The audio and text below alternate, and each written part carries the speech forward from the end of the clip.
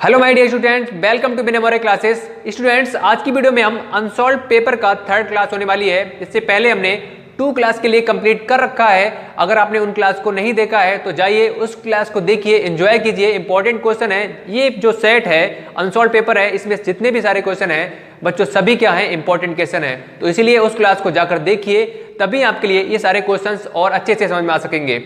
और चैनल पर नए हैं, पहली बार जुड़े हैं तो बच्चों चैनल को सब्सक्राइब जरूर कर लें और नोटिफिकेशन बेल पर क्लिक करके ऑल पर सिलेक्ट कर लें, क्योंकि आपकी क्लास 2 दिन से 7:30 बजे रेगुलर चल रही है और बोर्ड एग्जाम तक ये लगातार चलती रहेंगी। इसीलिए चैनल को सब्सक्राइब कर लें, जिससे नोटिफिकेशन आपके पास में 7:30 बजे जब क्लास स्टार्ट हो तब आपके पास में पहुंच जाए। तो चलिए आज की क्लास को स्टार्ट करते हैं बिना देरी किए हुए। देखिए बच्चों, क्वेश्चन नंबर जो 3 है उसका गा पार्ट। यदि बिंदु Q बिंदु P और R से समदूरस्थ है तो X का मान ज्ञात करना है। इसमें कहा गया है क्वेश्चन में, जो बिंदु Q है वह बिंदु P और R से समदूरस्थ है। समदूरस्थ का मतलब यहाँ पर बच्चों है कि समान दूरी पर है। जो बिंदु Q है, बिंदु P और बिंदु R से क्या है, समान दूरी पर है। इनके बीच की जो दूरी है वो क्या है, समान है। तो यहाँ पर देखिए इस तरह से मान लो एक बिंदु ये है, ठीक है, और एक बिंदु ये है और एक बिंदु आपका ये है, ठीक है। अब कहा गया है कि जो बिंदु Q है, मान लो बिंदु Q कहाँ है, यहाँ पर है, ठीक है। तो इसके निर्देशांक क्या है, 0,1 है, ठीक। अब जो बिंदु Q है, ठीक है, बिंदु P से समान दूरी पर है, बिंदु P और Q से। तो यहाँ पर मान लो बिंदु P है, तो P के निर्देशांक क्या है, 5, -3, और जो R है वो यहाँ पर मैंने लिख दिया। तो R के क्या है, x, 6 है। अब यहाँ पर देखिए, अगर मैं बिंदु Q से इधर की तरफ चलूंगा तो इसके बीच की जो दूरी है समान है और इसके बीच की दूरी क्या है, समान है, ठीक है। क्वेश्चन में कहा गया है जो बिंदु Q है P और R से क्या है, समदूरस्थ है। तो यहाँ पर इसकी बीच की दूरी और इसकी बीच की दूरी क्या समान होगी। तो यहाँ पर मैं लिख लूंगा कि PQ, ठीक है, और यहाँ पर QR, ठीक। ये क्या है, बराबर है। समझ में आ रहा है ये बात। अब देखिए दो बिंदुओं के बीच की दूरी का फार्मूला क्या होता है। यहाँ से दो बिंदुओं की अगर बीच की हम दूरी निकालेंगे तो कैसे निकालते हैं, अंडर रूट में क्या होता है, x1 - y1 का स्क्वायर, ठीक है, प्लस x2 - y2 का स्क्वायर होता है बच्चों, बराबर। अब देखिए QR, इन दोनों बिंदुओं के बीच की दूरी निकालेंगे तब भी क्या होगा, आपका यही वाला फार्मूला लग जाएगा। क्या, x1 - y1 का स्क्वायर प्लस x2 - y2 का स्क्वायर, ठीक है, क्लियर है। अब देखिए जो ये वाला है Q, इसके हम नाम देते हैं x1 और y1, सॉरी x1 और x2, ठीक है। और ये वाला है, इसके देते हैं y1 और y2, ठीक है। और इसे भी हम y1 y2 दे देते हैं। अभी वो क्यों दिया है अभी आपके लिए पता लग जाएगा, ठीक है। अब देखिए, अब हम PQ के बीच की दूरी निकालेंगे तो हमने यहाँ पर ये लिख दिया, x और y के जो है वैल्यू यहाँ पर पुट कर देंगे। तो x1 क्या है बच्चों, 0 है, माइनस y1 क्या है, 5 है, ठीक है, और इसका स्क्वायर, प्लस x2 क्या है, यहाँ पर 1 है, माइनस y2 क्या है, यहाँ पर -3 है। तो माइनस माइनस क्या हो जाएगा बच्चों, प्लस हो जाएगा। भाई समझ में आ रही है सभी के लिए बात इतनी, ठीक है। मैंने कुछ नहीं किया, बस उसकी मान यहाँ पर रख दी है। x1 क्या है, यहाँ पर देखिए, अब Q और R के बीच की बात की गई है तो x1 क्या है, यहाँ से 0 हो जाएगा, माइनस y1 क्या हो जाएगा, यहाँ से x हो जाएगा, इसका स्क्वायर, प्लस x2 क्या हो जाएगा बच्चों, यहाँ से 1 है, माइनस, और y2 क्या है, यहाँ पर 6 है, ठीक। अब देखिए इसे सॉल्व कर लेंगे। इसे आप करोगे तो यहाँ से क्या हो जाएगा, 5 का स्क्वायर, ठीक, प्लस 5 का स्क्वायर, प्लस यहाँ से 3 और 1 4 का स्क्वायर, बराबर x से आप करोगे तो यहाँ से माइनस का x बचेगा, इसका स्क्वायर, ठीक है, प्लस यहाँ से आप करोगे माइनस तो बच्चों यहाँ से बचेगा -5 का स्क्वायर, और क्या है ये अंडर रूट, क्लियर है भाई सभी के लिए यहाँ तक बात। अब यहाँ से आप इधर देख लीजिए, ठीक है।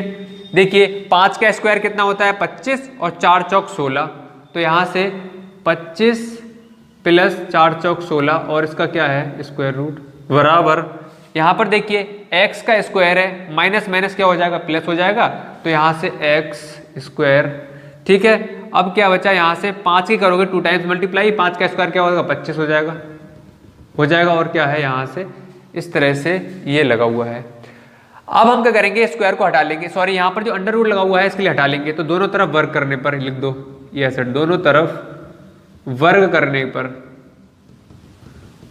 करने पर, ठीक है। तो यहाँ से कितना हो जाएगा 25 प्लस 16 बराबर एक्स स्क्वायर प्लस 25, ये क्या हो जाएगा हट जाएगा बच्चों, ठीक है। यहाँ पर जो स्क्वायर रूट लगा हुआ है, अब देखिए यहाँ पर क्या हो जाएगा 25, यहाँ से आप क्या करोगे इसे ऐड कर लो, इससे ये कैंसिल हो जाएगा, ठीक है। तो यहाँ से 16 बराबर क्या हो जाएगा एक्स स्क्वायर, तो एक्स स्क्वायर बराबर बच्चों क्या हो जाएगा अंडर रूट 16, तो x बराबर क्या आ जाएगा आपका 4 आंसर आ जाएगा, ठीक है। आंसर आपका कितना आ जाएगा 4 आ जाएगा, ठीक है। क्लियर है, उम्मीद करते हैं आपके लिए जो गा पार्ट है समझ में आ गया होगा, ठीक है। आपका प्लस माइनस 4 आ जाएगा। अब देखिए नेक्स्ट जो घा वाला पार्ट है, यदि tan 2a बराबर cot ये दे रखा है, जहां 2a एक न्यून कोड है तो a का मान ज्ञात करना है बच्चों। अब देखिए कैसे निकालेंगे, यहाँ पर tan लिखा हुआ है, यहाँ पर cot लिखा हुआ है, हम क्या कर रहे हैं जो tan 2a है इसके लिए हम इस तरह से लिख लेते हैं। देखिए मैं tan 2a के लिए लिख लेता हूं cot 90 माइनस 2a, ठीक है। मैंने क्या किया, जो आपका यहाँ पर क्वेश्चन में लिखा हुआ था tan 2a, मैंने उसके लिए इस तरह से लिख लिया, ठीक है। बात एक ही है क्योंकि tan 2a के बराबर ये होता है, क्यों होता है cot 90 माइनस थीटा क्या होता है tan थीटा होता है, और थीटा क्या दे रखा है यहाँ पर 2a दे रखा है, ठीक है। क्लियर है बात। अब इक्वल के साइड दोनों साइड में क्या है cot है, cot से cot कैंसिल हो जाएगा बच्चों, तो यहाँ से 90 minus 2a is equal to a minus 18 degree, ठीक है। अब a वाले के लिए एक तरफ कर लो और बाकी जो डिग्री में है उसके लिए बच्चों एक साइड कर लो, तो यहाँ से 90 ये इधर आएगा प्लस में हो जाएगा, ठीक है। तो यहाँ से 3a बराबर कितना हो जाएगा 108 हो जाएगा। यहाँ से अगर आप 3a बराबर 108 है तो a की वैल्यू निकालोगे तो 3 छक 3 तिया 9 और 3 छक 18, 36 डिग्री, ठीक है। तो जो a का मान है बच्चों वो कितना आ जाएगा 36 डिग्री आ जाएगा, ठीक है। तो आपके ये वाला जो क्वेश्चन है आपके लिए समझ में आ गया होगा, ठीक है। अब जो क्वेश्चन नंबर 4 है उसकी तरफ हम बढ़ते हैं। देखिए बच्चों अब नेक्स्ट क्वेश्चन जो है क्वेश्चन नंबर 4 का पार्ट, दिखाइए कि प्रत्येक धनात्मक संपूर्णांक 2q के रूप का होता है तथा प्रत्येक धनात्मक विषम पूर्णांक 2q प्लस 1 के रूप का होता है, जहां q क्या है कोई पूर्णांक है, ठीक है। हमें बताना है कि जो संपूर्णांक है क्या 2q के फॉर्मेट का होता है, रूप का होता है, और जो विषम पूर्णांक होते हैं वो 2q प्लस 1 के फॉर्मेट के होते हैं, ये हमें क्या है बताना है, ठीक है। तो सबसे पहले यहां पर देखिए हम लिख लेंगे माना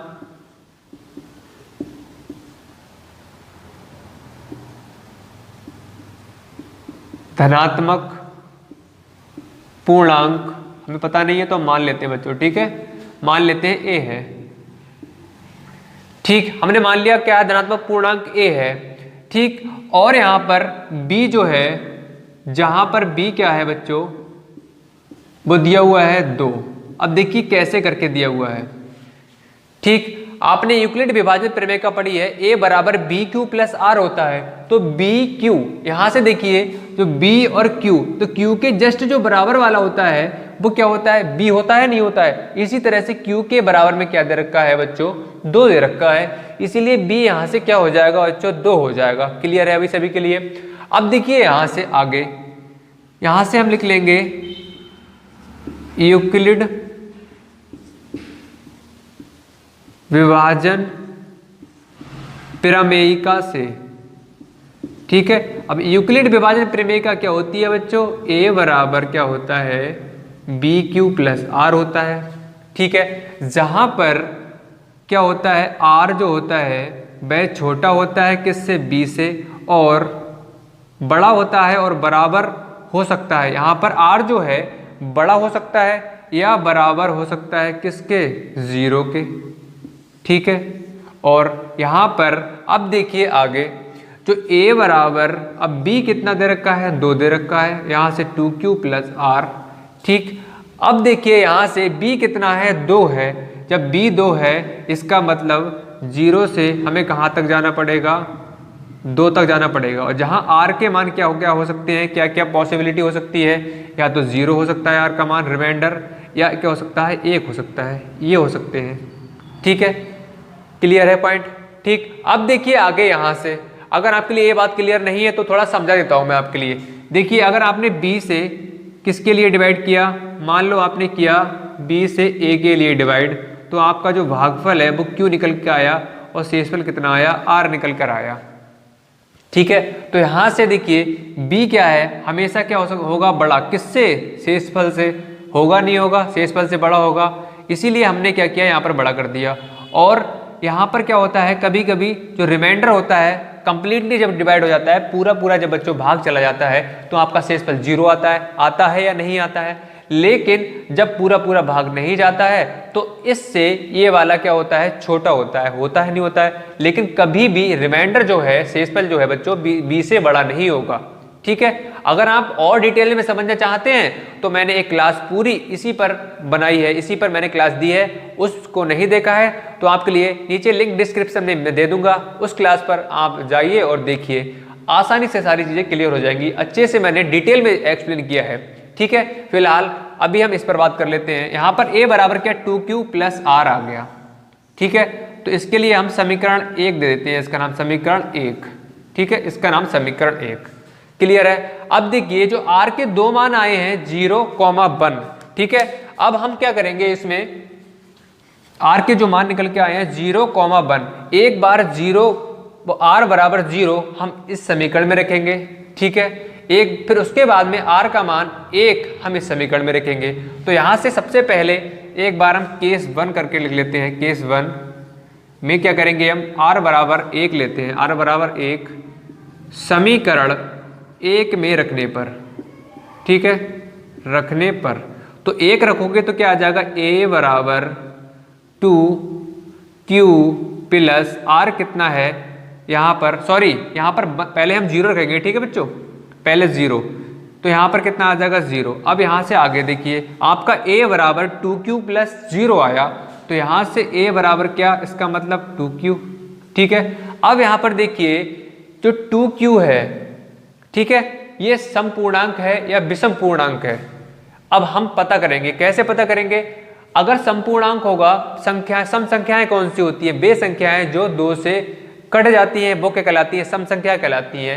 अब इसी तरह से यहाँ पर देखिए ये क्या हो जाएगा, 2 से कंप्लीटली डिवाइड हो जाएगा, मतलब कट जाएगा, ये कट जाएगा तो q बचेगा नहीं बचेगा। इसका मतलब हमें यहाँ से क्लियर हो रहा है जो 2q है वो क्या है, एक मतलब जो a है वो 2q के फॉर्मेट का है, मतलब जो सम पूर्णांक होते हैं वो किसके होते हैं, 2q के फॉर्मेट के होते हैं। तो ये सम है।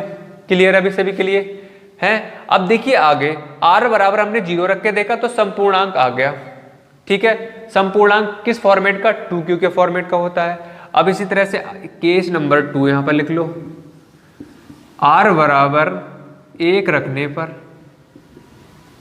ठीक है, अब r का मान हम 1 रखेंगे किसमें, इक्वेशन 1 में, इक्वेशन 1 में।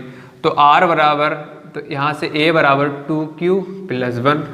ठीक है, अब देखिए अगर ये समपूर्णांक होगा तो ये क्या होगा, 2 से कंप्लीटली डिवाइड हो जाएगा, 2 से ये विभाजित हो जाएगा। अगर नहीं होगा इसका मतलब विषम पूर्णांक होगा। ठीक, तो यहाँ पर देखिए ये 2 से किसी भी कंडीशन में डिवाइड नहीं होगा। अब जब 2 से डिवाइड नहीं हो रहा है, 2 से भाग नहीं जा रहा है इसमें, इसका मतलब क्या होगा, ये विषम पूर्णांक होगा। अब विषम पूर्णांक होगा।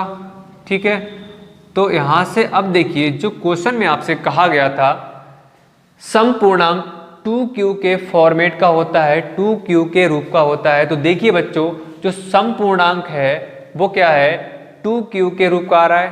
ठीक है, क्लियर है। हमने पूर्णांक का a माना था तो a यहाँ पर भी आ गया 2q। ये कैसा है, समपूर्णांक है। तो समपूर्णांक कैसा है, 2q के रूप का है। अब देखिए a हमने पूर्णांक माना था तो विषम कैसा है, 2q प्लस 1 के रूप का है। क्लियर है भाई सभी के लिए। तो उम्मीद करते हैं आपके लिए ये क्वेश्चन समझ में अच्छे से आ गया होगा। अगर आपके लिए क्लास समझ में आ रही है, क्वेश्चन अच्छे से समझ में आ रहे हैं, अच्छा लग रहा है तो वीडियो को आप लाइक कर सकते हैं और चैनल को नहीं किया है सब्सक्राइब तो सब्सक्राइब कर ले भाई, ठीक है। ये मेहनत आपके लिए की जा रही है। तो देखिए यहाँ पर जो खा वाला पार्ट है उसे देख लेते हैं। यदि बिंदु दे रखे हैं, एक बिंदु ये है, एक बिंदु ये है और एक बिंदु ये है, कह रहे हैं संरेख है, तो के का मान हमें क्या करना है बच्चों, ज्ञात करना है। अब देखिए जब 3 बिंदु दिए होते हैं तो हम क्या करते हैं, त्रिभुज का क्षेत्रफल जो होता है उसका फार्मूला लगा के उसका एरिया मतलब क्षेत्रफल बच्चों निकाल लेते हैं। अब यहाँ पर 3 बिंदु दिए तो हैं लेकिन इसमें कहा गया है संरेख है। संरेख का मतलब यह है एक ही रेखा में है, ठीक है। तो एक ही रेखा में है, किस तरह से है, यहाँ पर देखिए इस तरह से दिए हुए हैं। एक बिंदु ये दिया हुआ है 8,1, ठीक, और दूसरा बिंदु ये दिया हुआ है 2,-5 और तीसरा बिंदु इस तरह से, यहाँ पर बच्चों के लिख लो, यहाँ पर के है, ठीक है। दूसरा वाला के -4 है, के -4 और तीसरा वाला 2,-5 है, ठीक है। तो ये बिंदु दे रखे हैं। अब त्रिभुज का एरिया तो हम निकाल लेते हैं लेकिन भैया इसका एरिया हम कैसे निकाल रहे हैं, इसका क्षेत्रफल कैसे निकालें, हम नहीं निकाल सकते हैं, ठीक है। तो हमारा जो एरिया है, त्रिभुज का जो क्षेत्रफल होता है उसका एरिया है, वो क्षेत्रफल है, वो क्या हो जाएगा, यहाँ पर 0 हो जाएगा पहले ही, ठीक है, हो जाएगा क्योंकि इसमें एरिया है ही नहीं। तो यहाँ पर देखिए त्रिभुज का क्षेत्रफल बराबर क्या होता है, 1/2, ठीक है, x1 और y2 - y3, ठीक है, प्लस यहाँ से x2 y3 - y1, ठीक है, यहाँ से प्लस x3 और यहाँ से y1 माइनस क्या हो जाएगा बच्चों, y2 हो जाएगा, ठीक है भाई। सभी के समझ में आ रही है इतनी बात। अब देखिए क्षेत्रफल जो है वो कितना है, 0 है, ठीक है। अब 0 है, इसका मतलब क्या हो जाएगा, यहाँ से अगर आप 0 से इधर देखिए, यहाँ से क्रॉस मल्टीप्लाई करोगे तो ये क्या हो जाएगा, यहाँ से 0 हो जाएगा और यहाँ से 1 बचेगा, तो 1 बचेगा, इसका मतलब ये ही पूरी लाइन, ठीक है। तो यहाँ से क्या बचेगा, x1 जो है वो कितना, यहाँ पर मान रख दो इसके x, इसका नाम रख दो x1, y1, x2, y2, x3 और y3, ठीक है। अब देखिए कुछ नहीं करना, x1 y1 इनके सबके मान रखने हैं। तो x1 देखिए कितना है, 8 है, y2 कितना है, यहाँ से देखिए -4 है, y3 यहाँ से देखिए कितना है, -5 है, ठीक है। अब प्लस x2 क्या है, k है, ठीक है, y3 क्या है, -5 है, माइनस y1 क्या है बच्चों, यहाँ से 1 है, प्लस x3 क्या है, x3 देखिए यहाँ से 2 है, ठीक, और y1 क्या है, y1 किधर गया, y1 ये है, ठीक है, यहाँ से 1 है, माइनस y2 क्या है बच्चों, -4 मतलब माइनस माइनस प्लस हो जाएगा, ठीक है। कुछ नहीं, हमने मान रख दिया। अब यहाँ से देख लिए 8, 5 और 4 कितने होते हैं, 9, ठीक है, 9 हो गया। अब प्लस यहाँ से करोगे तो 6 हो जाएगा माइनस का, तो यहाँ से हो जाएगा k -6, ठीक है। कहीं भाई मिस्टेक तो नहीं हो रही है, एक बार फिर चेक कर लेते हैं। y3 का मान कितना है, यहाँ से y3, ठीक है। देखिए यहाँ पर y3 क्या है, माइनस का है, तो माइनस में प्लस नहीं हो जाएगा यहाँ पे, ठीक है, तो यहाँ पर प्लस हो जाएगा बच्चों, तो यहाँ से कितना आ जाएगा, 1 आ जाएगा, ठीक, समझ में आ रही है बात। और देखिए आगे +2 और यहाँ से कितना हो जाएगा, 5, ठीक, क्लियर है। अब 8 एकम 8, यहाँ से 0 था बराबर, यहाँ से 8 की 1 की मल्टीप्लाई करेंगे तो बच्चों कितना आ जाएगा, 8, ठीक, प्लस का साइन लगा दिया मैंने, प्लस का साइन लगा दिया। अब यहाँ पे कितना हो जाएगा, 6k, किसका, माइनस का, ठीक, प्लस माइनस माइनस होता है इसलिए +10, ठीक। अब देख लीजिए यहाँ से 6k है, इसके लिए इधर ले आओ तो कितना हो जाएगा, प्लस का 6k, यहाँ से कितना आ जाएगा, 18, 8 और 10 के लिए यहाँ पे ऐड करोगे तो हो जाएगा बच्चों। तो यहाँ से k बराबर कितना आ जाएगा, इससे कट कर हो जाएगा 3, तो k का मान यहाँ से कितना आ जाएगा बच्चों, k बराबर 3 आ जाएगा। यही हमसे क्वेश्चन में पूछा गया था, ठीक है। सभी के लिए क्लियर है इतना, ठीक। चलिए फिर आगे बढ़ते हैं नेक्स्ट क्वेश्चन की तरफ। अब देखिए क्वेश्चन नंबर 4 का गा part, 3 sin 68 upon cos 22 minus 3 tan 40 plus tan 45 tan 50 degree का मान ज्ञात करना है हमारे लिए। ठीक है, तो सॉल्व करके हमें मान बताना है कि इसकी वैल्यू कितनी होगी। तो देखिए कैसे करेंगे इसके लिए, यहाँ पर 3 जो sin 68 दे रखा है इसके लिए मुझे cos की फॉर्म में कैसे ही करके चेंज करना है। चाहे तो आप इसके लिए चेंज कर लो, तो मैं sin के लिए चेंज कर ले रहा हूँ। ठीक है, तो sin के लिए जब मैं चेंज करूंगा तो यहाँ से sin जो यहाँ पर 68 दे रखा है बच्चों, उसके लिए मैं इस तरह से ब्रेक करूंगा। देखिए कैसे, 90 माइनस 22 मैंने इसके लिए ब्रेक कर लिया, 90 से इसके लिए माइनस करोगे तो यही आ जाएगा। ठीक है, अब वो मैंने क्यों किया है वो आपके लिए आगे पता लगने वाला है। ठीक है, तो यहाँ से ये हो गया 3, यहाँ पर देखिए tan जो 40 है, ठीक, मैं इसके लिए देखिए किस तरह से लिख लेता हूँ। यहाँ पर मैं लिख लूँगा इसके लिए tan 90 माइनस 50। ठीक है, जैसे हमने इसमें किया था वैसे ही हमने इसमें कर दिया। tan 90 माइनस 50, 90 से 50 माइनस करोगे तो 40 आ जाएगा। ठीक है, और tan 45 की वैल्यू कितनी होती है बच्चों, 1 होती है। और इसके लिए हम चेंज कर लेते हैं cot में, तो देखिए कैसे हो जाएगा 1 अपॉन cot, सॉरी tan, हाँ यहाँ से cot हो जाएगा। ठीक है, cot 50, ये cot है। ठीक है, tan थीटा का उल्टा क्या होता है, अपोजिट क्या होता है बच्चों, 1 अपॉन cot थीटा होता है, तो हमने उल्टा कर लिया।